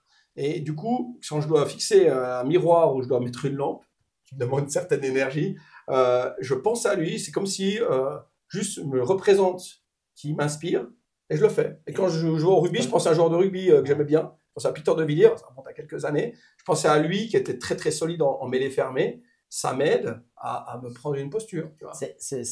Mais ça, tu l'as appris d'une technique, parce qu'il y a des techniques qui proposent ça. D'ailleurs, il y avait un film avec Sophie Marceau, je me souviens plus du titre du film, où elle est chef d'entreprise, si je me souviens bien, c'est un souvenir lointain. Et elle a dans son tiroir de son bureau des photos de gens qui l'inspirent.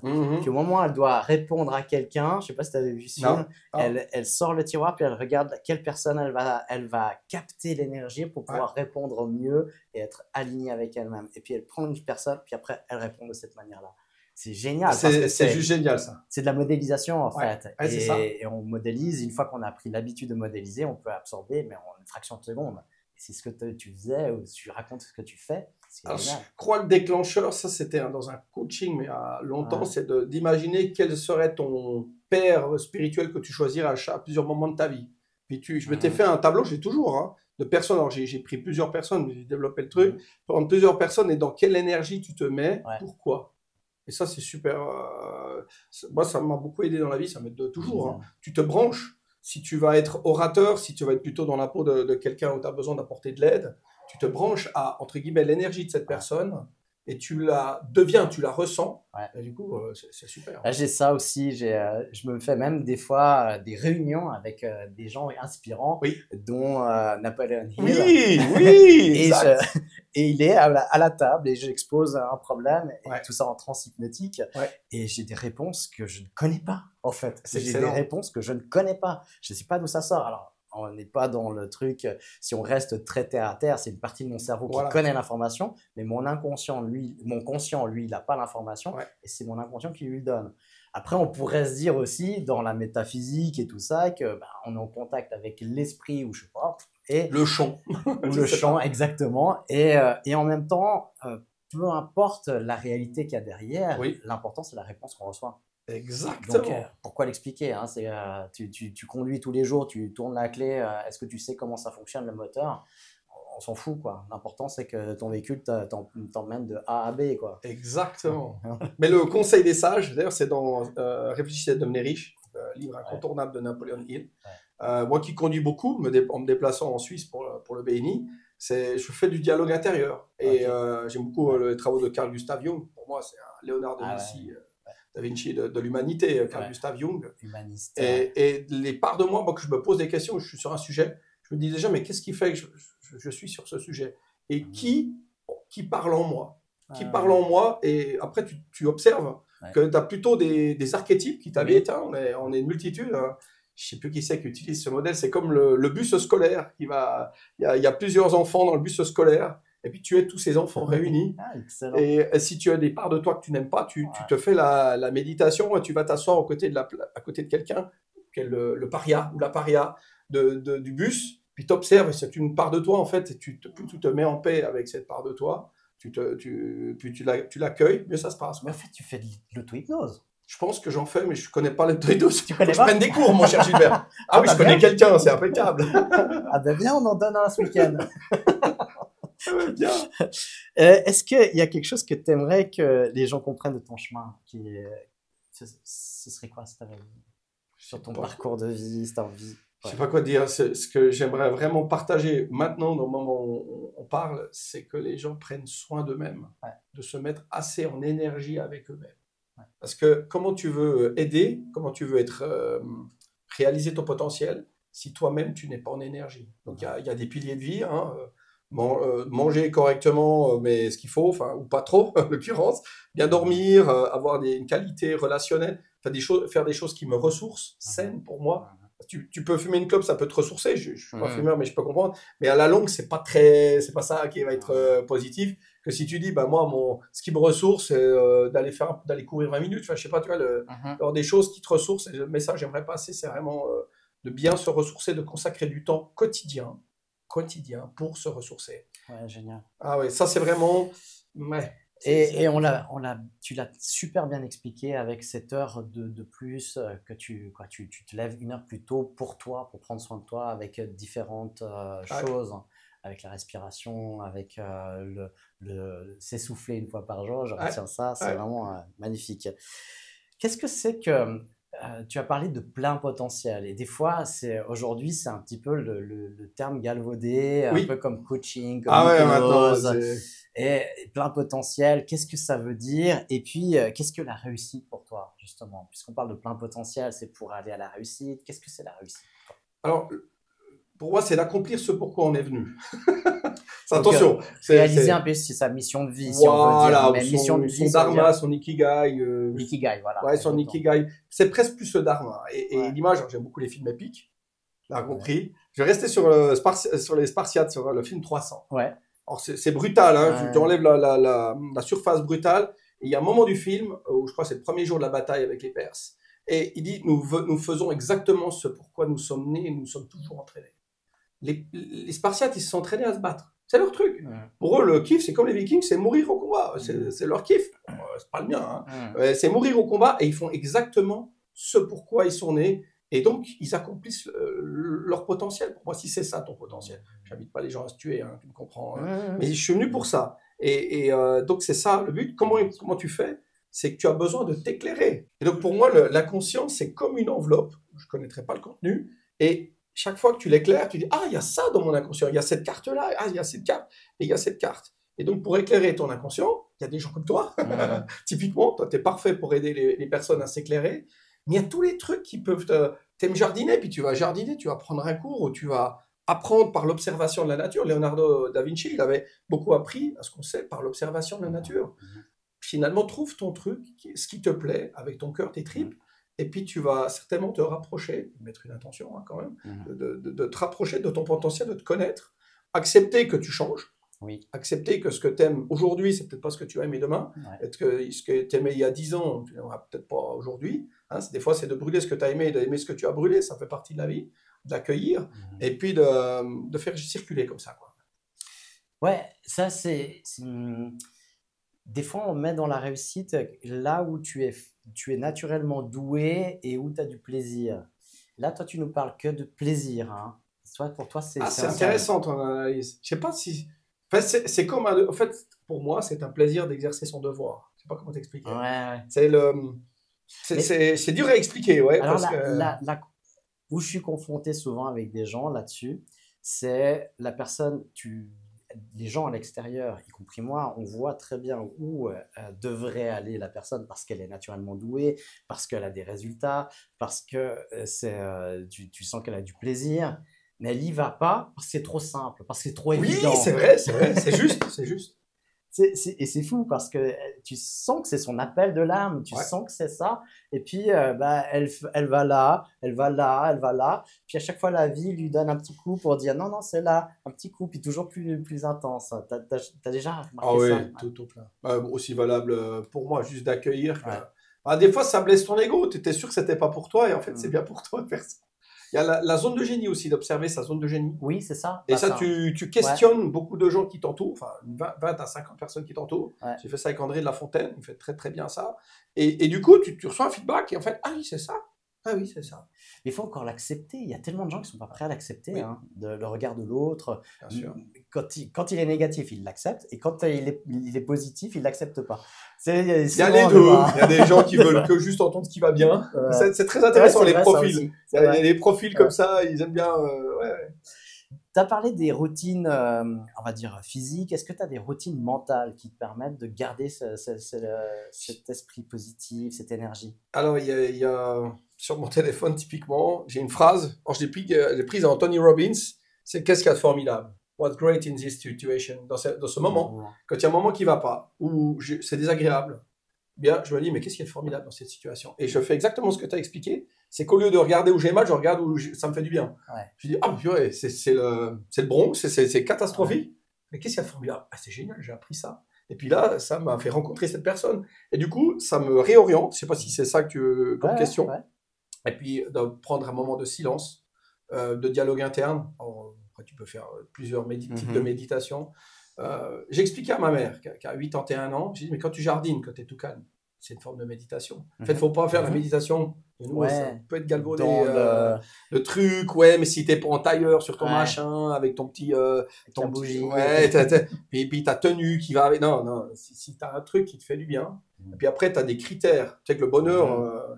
son nom, il est assez imprononçable pour moi. C'est Mihaly, il a écrit Flow, en français vivre.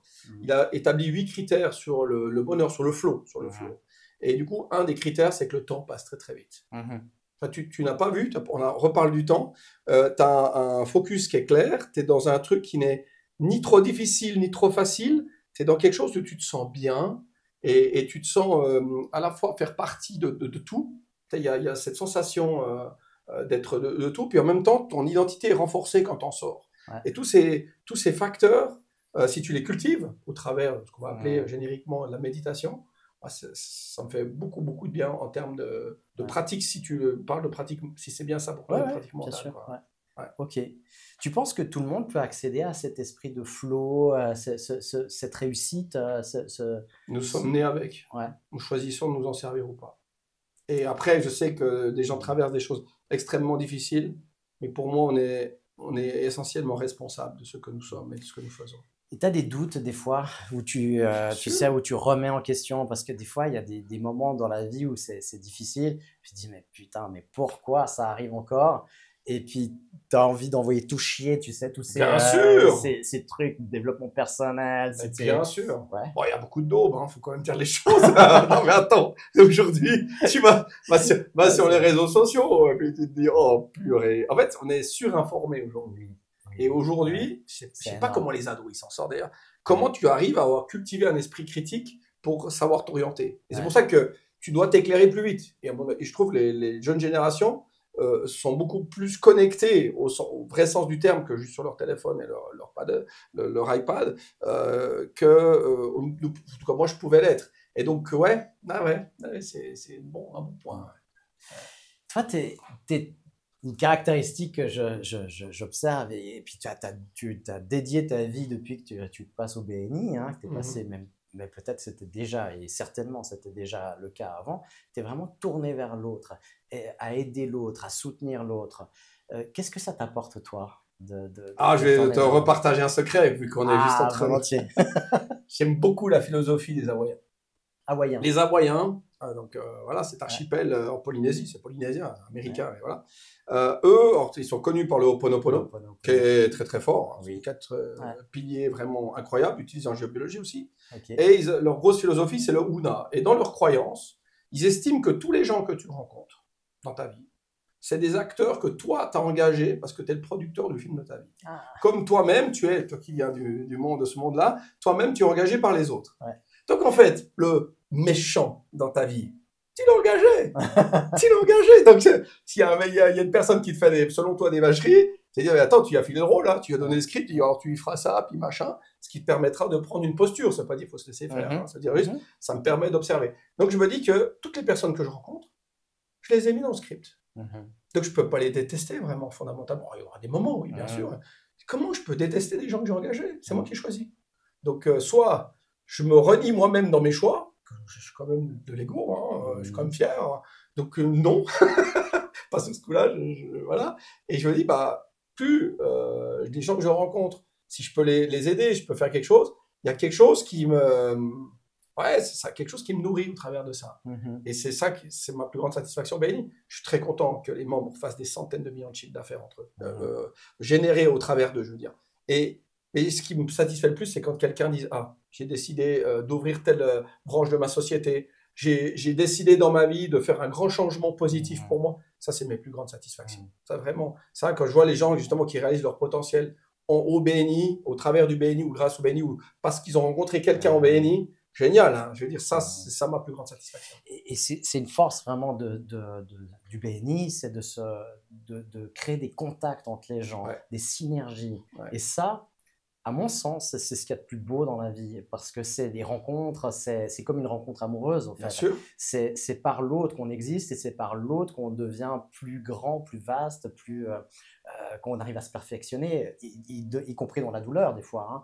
Mais et il y a cet esprit-là vraiment très fort dans les personnes qui accompagnent les gens qui sont dans le BNI.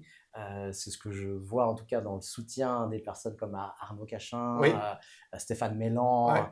Vous avez tous ce truc qui est commun.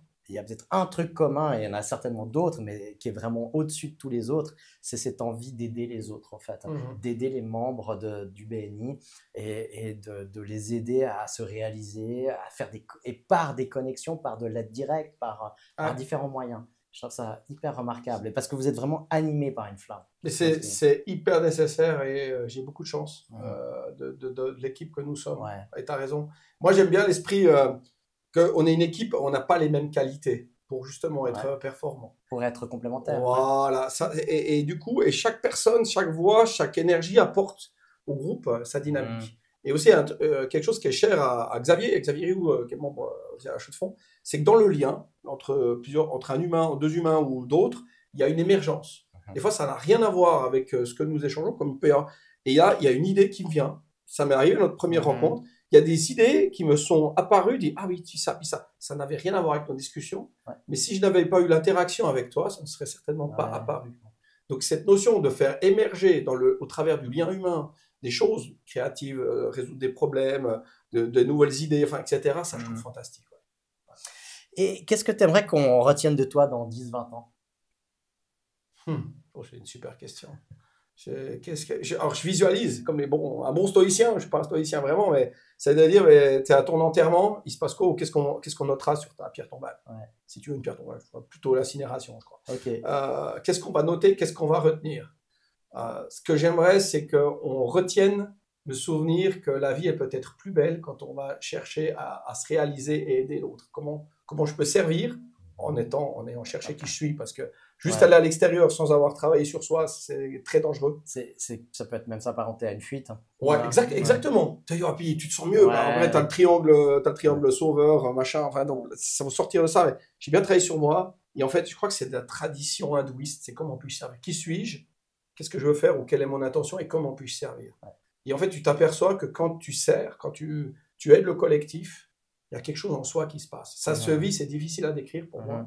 Et à quel moment je peux aider quelqu'un. Et je crois aussi, ça c'est Penser comme un moine, je ne sais plus le nom de l'auteur, je crois que c'est Jay son prénom, et il dit finalement, si tu n'as pas aidé quelqu'un ou un animal, tu n'as pas fait quelque chose pour servir dans ta journée, tu ne vas pas te coucher. De réfléchir le soir, où est-ce que tu as pu apporter de l'aide. Et ça, je trouve génial comme état d'esprit. Waouh, et t'es vraiment un puits de savoir comme ça, c'est vraiment génial parce que ça fait des piqûres de rappel, ça apprend énormément de choses. Je pense que nos auditeurs vont se régaler, comme je me régale moi. Est-ce que tu n'as jamais pensé à écrire un livre ou à transmettre quelque chose sous cette forme-là? Tu l'as fait peut-être. J'y travaille. J'ai 3 projets. D'accord. Mais ça fait des années d'écriture. Moi, j'écris déjà tous les jours. Je me suis. Mais tes journées, elles sont comment? Parce que je lis, je fais du yoga, je fais ci, je fais ça. Elles sont organisées. Je te recommande le timeboxing, mais je crois que tu es déjà très très au point. C'est de timeboxer. Et puis il y a une équation, je crois que je pourrais la mettre. Et cela passera aussi pour me motiver. Mais c'est si tu veux être libre, il faut que tu sois discipliné. Ta liberté est à la hauteur de ta discipline. Pas le truc là. Tu choisis. Donc, dans ta journée, si c'est le moment tu t'es dit à telle heure je vais faire ça, à telle heure tu le fais. Tout en te gardant, s'il y a vraiment un truc exceptionnel, la souplesse, d'avoir cette sagesse et pas de glisser systématiquement, parce que sinon tu n'as plus de structure. Mais si tu veux vivre, les Suisses allemands, il y a un Suisse allemand qui dit à Mambéni, il dit avoir une maximale Leben, une vie maximale. Il faut renoncer à certaines choses, être structuré et discipliné. Donc ça vient de je crois, Jocko Willing, qui est un ancien des forces spéciales, qui parle justement, c'est très young, c'est très, que ta discipline, ta liberté dépend de ta discipline. L'idée, c'est de ne pas être esclave de tes passions ou de tes émotions absolument sans aucune maîtrise. Ouais. C'est ça l'idée. Et ça te permet comme moi, ça me permet de bien gérer mon temps. Et donc, tu as des projets d'écriture, parce qu'il Ouais. faut absolument que tu transmettes ces choses-là. Donc, tu disais, parler de 3 projets. J'ai 3 projets, ouais. Un carnet d'efficacité, justement. Ah, Parce que si tu veux que ça marche, il faut un carnet d'efficacité. ouais. Mais t'as pas besoin d'être un écrivain, mais c'est de te noter tes idées, où t'en es, tes reminders, où tu veux aller. Ça y est, j'ai un projet de citation. Ouais. Beaucoup de citations inspirantes avec un appel à l'action. J'aime bien quand il y a un appel à l'action dans les livres. Il y a des bouquins qui sont absolument sous-cotés, où tu as tout le temps des appels à l'action. Je crois en français, c'est L'homme qui donnait son avis, en anglais The Noticer, sous-coté. Génial, c'est un petit livre vraiment super inspirant. Ou bien Timeboxing, je ne sais plus le nom de l'auteur. Timeboxing, il est super. Il te dit même au début du chapitre, plus ou moins, le temps de lecture moyen. Tu as un résumé à la fin. Je trouve que c'est vraiment pratique. Ouais. Le but, c'est pas... Moi, je ne m'adresse pas à des lecteurs, je m'adresse à des gens qui veulent juste faire quelque chose avec le book. Parce que lire pour lire, voilà quoi, je veux dire, si t'aimes lire, bah, c'est super. Si t'as pas, c'est ça que je relève aussi des expériences que tu nous donnes, c'est que tu fais des références aux livres, donc tu n'as pas seulement lu les livres, mais tu les as retenus et tu en fais quelque chose, tu les as vraiment intégrés, on sent cette intégration, parce que tu fais référence donc à une expérience, à quelque chose que tu as lu, donc tu en as fait l'expérience. Et ça, c'est essentiel dans une lecture. Sinon, ça ne fait pas de sens de lire des bouquins. Ouais. Je veux dire, qu'est-ce que tu en tires? Mais tu sais, tu peux le faire par l'observation, à nouveau, par la pratique, par des séries. Je n'encourage pas tout le monde à... Et tu regardes une série que tu trouves inspirante, et tu peux en extraire des choses, pour moi, que ce soit un livre ou finalement des podcasts ou des choses comme ça. Si toi, il y a quelque chose qui fait miroir en toi, puis que tu l'intègres, c'est génial. Alors moi, je prends des notes sur les bouquins. Après, je reprends mes feuilles de notes et je les réextrais. J'allais te poser des questions, mais comment tu fais? Alors, du coup, ça prend un temps incroyable, ça aussi. Tu prends des notes sous forme comme ça, à chaque fois que tu lis, tu prends des notes à côté, puis après, tu les remets comment? Ouais, alors je prends une petite feuille, sur une A4 pliée en deux, et je prends les notes de ce qui me parle dans le livre. Une fois que j'ai terminé, je le mets dans un carnet où je condense ce qui me paraît le plus précieux. Okay. Et de temps en temps, c'est une fois par trimestre, je me refais, je reprends mon classeur avec toutes mes notes, j'en ai 2, je reprends mes notes manuscrites, puis ça, je réactive des choses où ça me remet sur des routines. Comme tu as dit avant, ça me rafraîchit, je dis, tiens, ça, je peux bien reprendre ça, quoi. Ouais, je fais pareil. Donc ça marche super bien. Moi, je fais sous forme de mind mapping. Tu fais aussi ça? Oui.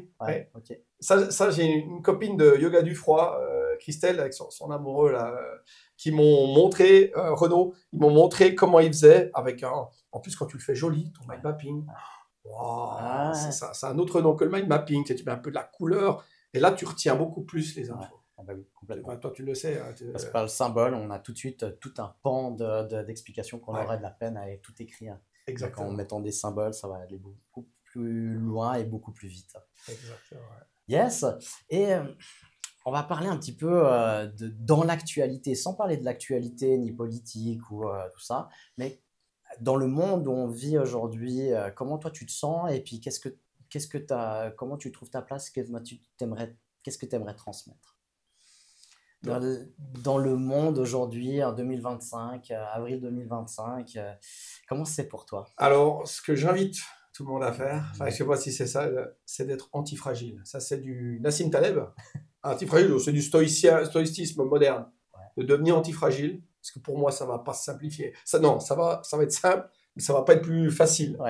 Donc, il s'agira d'être solide pour servir, d'être costaud pour servir, costaud sur tous les plans, pas physique, mental, émotionnel. Donc, j'encourage vraiment chacun à travailler sur soi pour être solide. Parce que là, tu vois, les changements ou les vagues qu'on se prend, les signes noirs, les trucs inattendus qui renversent le monde, l'idée, c'est que mieux tu te prépares. Plus tu es antifragile.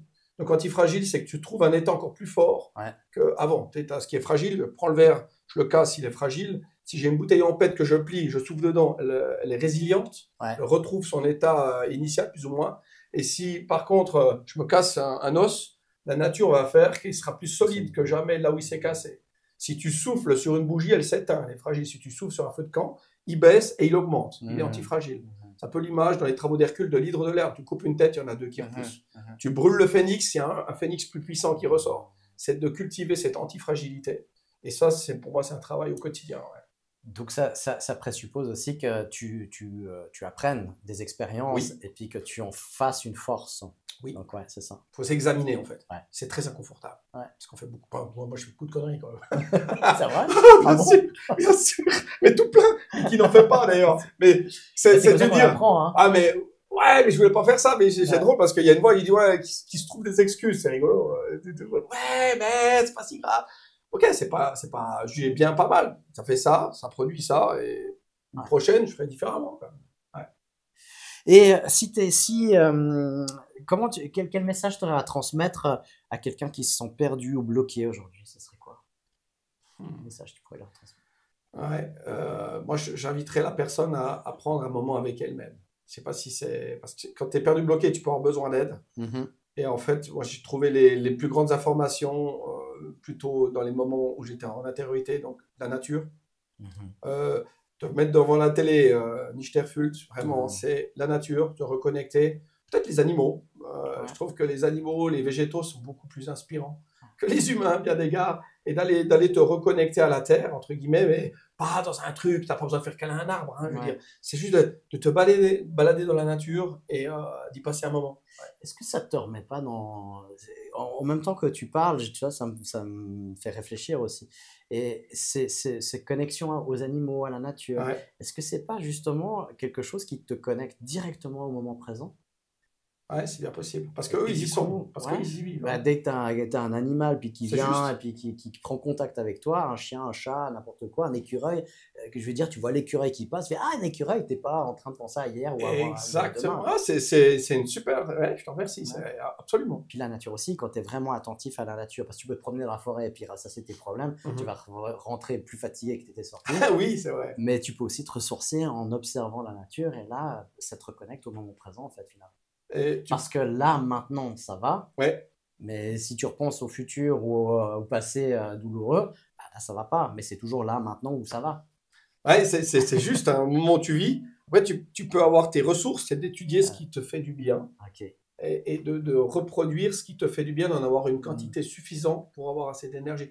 Ça qui me vient. Après, il faut aussi avoir les bonnes personnes. Si tu es vraiment au fond du bac, il faut les bonnes personnes pour t'aider. Ça, c'est clair. À un moment, il faut une béquille pour marcher quand tu t'es pété le genou. Quoi. C'est sûr. Est-ce que tu as une citation que tu portes? T'en as donné déjà beaucoup, mais tu en as une vraiment sur laquelle tu aimerais revenir ou transmettre ou quelque chose qui te parle au quotidien? Ce qui me vient, c'est ce que j'ai noté sur le téléphone. Alors, je crois que c'est Richard Burton qui a dit « N'attends d'éloge que de toi-même ». Et donc, ça, c'est... On a des grosses quêtes de reconnaissance dans la société. Il faut vraiment dire oh, « c'est vachement bien ce que tu as fait ». Mais à tout âge, tout le monde, hommes et femmes... Je l'observe un peu plus chez les hommes, je dois dire. Ouais. Donc voilà, je dis, comment était la relation avec ton père? Enfin, je me dis moi-même, n'attends d'éloge que de toi-même. Fais les choses parce que tu les aimes, parce que tu as de la passion. Si quelqu'un te dit merci, c'est génial, fais-le pour toi-même. Et j'aime bien le je te vois, c'est dans Avatar. Avatar, ouais. Au lieu de dire je t'aime, c'est un peu le namasté en fait. C'est je te vois. Et je trouve beau, ça c'est quelque chose ça me donne le sourire. Quand tu te présentes à quelqu'un pour la première fois, de penser à quelque chose qui te donne le sourire, ça t'aide à augmenter l'effet. Là aussi, c'est quelque chose, moi ça me parle particulièrement aussi parce que c'est plus je t'aime comme j'aime le jambon, comme j'aime la vue, comme j'aime skier. C'est plus ça, c'est je te vois, c'est que j'amène de la conscience dans la relation en fait. Et c'est la conscience. C'est beau. Ouais. Ah, c'est super inspirant. J'amène de la conscience dans la relation. Ouais. Et ça évoque ça en tout cas pour moi. Ouais, c'est très fort justement. Et c'est ce côté de je te vois qui est très fort. C'est de la conscience. Ouais, je te vois. Quel est ton prochain rêve? Bon, il y a les livres, hein, ça j'ai noté. Il y a le livre. C'est une très bonne question. Prochain rêve, je sais pas, amener le BNI suisse à 5000 membres et puis redevenir membre moi-même. Ça pourrait être un prochain rêve. C'est vrai? C'est ce qui vient, ouais. Revenir membre? Oui, j'aimerais redevenir membre à un moment donné. Dans quoi? Tu veux développer quelque chose? Alors, soit j'aiderais, je sais pas, une association, quelque chose, ou j'ouvrirais une propre entreprise, justement, pour aider les gens à réaliser leur potentiel. Ok. Mais ce serait... Dans l'accompagnement, alors. Ouais, certainement. Mais de garder un sentiment d'utilité, tu sais, de continuer à cultiver un jardin d'une certaine manière. Ouais. Ouais, bah, voilà, t'es comme un poisson dans l'eau, hein, là-dedans, on te Ouais, sent. je vois tout Ça, à c'est fait, clair. exactement, ouais. Euh, un livre, un film ou une ressource que tu recommanderais aux gens? Premier qui me vient, c'est Réfléchissez et devenez riche de Napoléon Hill. Napoléon. Lisez-en 2 pages tous les Ouais. jours. Ce bouquin a été écrit en 1937. Est-ce que tu as lu Plus malin que le diable? Ouais, j'étais déçu. Ah bon? J'étais déçu de Plus malin que le diable. Alors, c'est beaucoup sur l'hypnose, finalement, quelque part. Hein. Complètement. Sur Ouais. la dérive. Ouais. Alors, je sais pas si je m'étais créé des attentes sur ce bouquin. Et en fait, j'étais déçu. En plus, il était enveloppé. Fallait l'acheter pour pouvoir l'ouvrir. Tu vois, c'est bien. Ils ont été forts avec le marketing. Ouais, alors ça, c'est Ils clair. ont été très forts. Et là, du coup, j'étais déçu de Plus malin que le diable. Ouais. Ah, moi, j'ai adoré. T'as adoré? C'est intéressant. C'est vraiment un livre de référence parce que j'ai l'impression que tout est dedans. Tout, comment on peut être manipulé et comment on peut se manipuler positivement pour sortir de la manipulation. Ouais. Et je le trouve fabuleux. Mais il n'est pas facile à lire parce qu'il est très...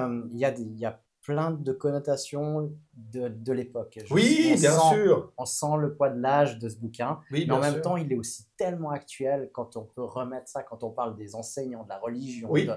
On prend des claques dans la gueule, quoi. Alors, c'est super parce que tu fais une résonance sur, je sais pas si elle est toujours sur Netflix, c'est Le Chemin de l'Olivier. Ok. Le Chemin de l'Olivier, c'est une série turque à la base. Et là, ça parle beaucoup de constellations familiales, de constellations, et de métagénéalogie ou psychogénéalogie, donc l'héritage de tes ancêtres. Ah, génial. Et ça, c'est un truc, je pense, c'est sous-connu, sous-coté dans le monde dans lequel nous vivons. Et les travaux de... Voilà, parce que Jodorowsky, je pense qu'il doit être au point là-dessus, qui a fait des travaux sensationnels là-dessus avec, je ne sais pas, elle s'appelle Maria Costa ou je ne sais pas, elle s'appelle là-dessus. Et ça, quand au BNI, dans beaucoup de one-to-one, évidemment, on parle de choses privées. Et quand j'ai des ressentis, que je sens que moment d'en parler, sur les choses familiales, le nombre de personnes justement qui ont réglé des choses par rapport à des schémas dans leur vie, des boucles qui se reproduisent. Et quand ils le règlent, quand ils rendent conscience qui est inconscient, bizarrement, il dit ah tiens, et on est porteur d'une partie de ce que nos ancêtres nous ont légué d'une manière consciente ou inconsciente. Et on peut l'analyser, on peut travailler dessus. Et c'est tout à fait scientifique. Hein. D'ailleurs, j'ai mis les références dans ce livre-là où on voit sur le gène le marqueur d'un viol. Et on voit qu'il saute une génération. Ouais. Donc, c'était passé au téléjournal suisse où justement, on voit il y a le marqueur sur un gène d'une personne qui s'est fait violer. Ça s'est transmis à sa fille, c'est amoindri. Mais à la petite fille, c'est aussi présent qu'à la mère. La grand-mère. C'est fou, hein. C'est incroyable. Et donc, du coup, elle va partir avec quelque chose dans ses gènes dont elle ignore, qui a peut-être fait partie d'un secret familial qui va l'affecter toute sa vie et sans qu'elle sache pourquoi ni comment. Et en faisant ce genre de travail, on peut se libérer de ça, effectivement, sans avoir besoin des fois de gratter ou de savoir. Ouais, c'est ça. En plus, tu peux en faire quelque chose. Et le chemin de l'Olivier explique bien ça. Je trouve bien fait. Chemin de l'Olivier, ok, j'ai pas vu. Je vais regarder ça. Et pour finir, comment on peut te suivre? Est-ce que tu as des podcasts, des chaînes vidéo ou quelque chose où on peut te suivre? Parce que si on ne fait pas partie du BNI, alors la seule raison, la seule réponse, c'est faire partie du BNI. Là, on sera en contact avec Hugues Steiner. Et puis, sinon, est-ce qu'il y a un autre moyen? Alors, je fais que des bonnes questions, vraiment. Podcast, j'y travaille. Le but, c'est aussi en 2025 de créer le podcast, un podcast BNI. Vraiment. Alors, j'aimerais pour toute la Suisse. Je n'ai pas un niveau de suisse-allemand suffisant encore pour ça, niveau d'italien non plus, mais de cultiver ça avec un outil technologique qui soit simple pour créer ce podcast. Je travaille là-dessus. Et j'aimerais bien rentrer sur TikTok aussi pour des vidéos courtes et informantes. Je trouve que TikTok, s'il est bien utilisé, c'est un outil de découverte énorme. Bah, tu vois, c'est génial. Tu vois les synchronicités de la vie. Moi, je ne suis pas du tout TikTok. J'ai mis ça de côté en pensant avec des a priori, évidemment. C'est pour les jeunes. Il n'y a aucun intérêt. Ce n'est pas informatif. C'est juste pour diffuser des conneries. C'est ce que j'ai vu. Mais je fais des références il y a 3-4 ans, tu vois. J'ai pas remis en question ma croyance. Et là, il y a une amie dernièrement qui me fait TikTok, c'est vraiment génial parce que tu peux diffuser, ça peut faire un pont vers tes autres chaînes et tout ça. Et tu m'en parles aujourd'hui de la même manière. Ben voilà. Et mon objectif, c'était déjà après cette année-là d'aller creuser TikTok. Je n'ai pas encore eu le temps. Après notre rencontre, je vais aller ouvrir un compte TikTok. Je te garantis, alors ça c'est Sandro Tronolone qui me l'avait fait découvrir, Mambéini aussi. Ouais. Et au début, tu vois, alors pardon, mais que des femmes à moitié dénudées qui dansent. Ok. Voilà, suggestivement. Bon, je vais aller m'inscrire. Et là, du coup, je lui dis, écoute, Sandro, t'es sympa ton truc, mais voilà quoi, je veux dire, ouais. Et il dit, non, à moins que tu regardes ces vidéos-là, vraiment tu passes du temps devant, il va t'en servir d'autres. Ouais. Donc là, ben, nouvelles idées de lecture, mes idées de bouquins, j'ai plein grâce à TikTok. Ah ouais, okay. Je suis tombé sur Diary of a CEO de Steven Bartlett. Là, j'ai découvert Vanessa Van Edwards. Tu as plein de découvertes comme ça pour m'entraîner, des techniques pour s'entraîner différemment de sport, des gens inspirants, des vidéos qui sont super inspirantes. Énormément. Et moi, les likes, pour les conserver, celles qui sont hyper inspirantes, je les mets en favori. Donc, je like vraiment ce que je peux me repasser. Et des fois, si je suis un peu au fond du bac, j'ai pas le moral, je me fais un quart d'heure à me repasser ce que j'ai liké sur TikTok. Ah, wow. Et en fait, ça me produit un effet, voilà, c'est une petite aide extérieure. Ouais. Donc, il y a des moments où tu n'es pas au top. Bien sûr. Ouais. Mais c'est important pour les gens qui comprennent ça, parce que des fois, quand on a des gens inspirants, des fois, moi aussi, on me demande, ouais, mais toi, tu n'as jamais de difficultés dans ta vie. Ouais, d'où tu sors ça? C'est pas parce que je vais bien et puis que j'ai des moyens pour me maintenir bien qu'il n'y a pas des moments de difficulté, des moments de down. Et ce que j'ai l'habitude de dire, c'est que j'ai des moments qui vont pas bien, mais pas des journées, des semaines, des mois ou des années, comme certains me disent, ouais, quelle année de merde, 2024. Comment t'as fait, toi? C'est un peu la même chose pour toi. Mais bien sûr, il y a des moments, mais c'est super dur.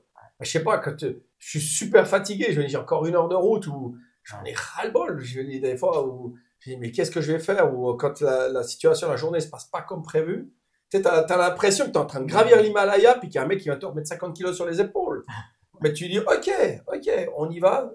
C'est comme au rugby, ok, là on va défendre, on fait pas de faute. Ouais. On défend dans les règles, par contre on monte super fort en défense. Je repense à ça et du coup ça me donne l'énergie pour aller de l'avant. Puis à un moment donné, bah, le ciel il se découvre, il y a de nouveau des rayons de soleil, puis ça se passe. Il y a des moments très très durs et régulièrement, bien sûr.